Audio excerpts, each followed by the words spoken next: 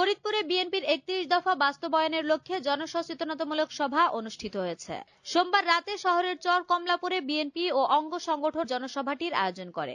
এ সময় স্থানীয় বিএনপি নেতা সাব্বির আহমেদ খানের সভাপতিত্বে প্রধান অতিথির বক্তব্য রাখেন ফরিদপুর জেলা বিএনপির আহ্বায়ক অ্যাডভোকেট সৈয়দ মোদাররেস আলী ঈসা। গত 13 জুলাই আমাদের প্রিয় নেতা তারেক রহমান এই সংস্কারের কথা বলেছে।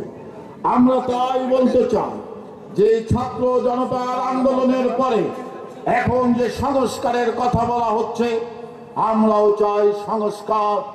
এই সংস্কার জাতীয়তাবাদী দল আমাদের প্রিয় নেতা তারেক রহমান 1 বছর আগের থেকেই আমাদের দলের দাবি তুলেছেন যে আমরা এই সংস্কার চাই। এছাড়াও অন্যান্যদের মধ্যে বক্তব্য রাখেন জেলা বিএনপির যুগ্ম আহ্বায়ক আফজাল হোসেন খান পলাশ, সৈয়দ জুলফিকার হোসেন জুয়েল, খন্দকার ফজলুল হক টুলু, দেলোয়ার হোসেন দিলা, ফরিদপুর সদর উপজেলা পরিষদের সাবেক ভাইস চেয়ারম্যান বেনজির আহমেদ তাবরিজ, যুবদলের সভাপতি রাজীব হোসেন, সাধারণ সম্পাদক জাহাঙ্গীর হোসেন প্রমুখ। সভায় বক্তারা জেলা বিএনপির আহ্বায়ক অ্যাডভোকেট সৈয়দ মোদাররেস আলী ঈসার নেতৃত্বে সবাইকে ঐক্যবদ্ধভাবে এগিয়ে চলার আহ্বান জানান। অনুষ্ঠান পরিচালনা করেন নুরুল আলম খান নান্টু। এ সময় জেলা বিএনপি ও অঙ্গ সংগঠনের নেতৃবৃন্দ অনুষ্ঠানে উপস্থিত ছিলেন।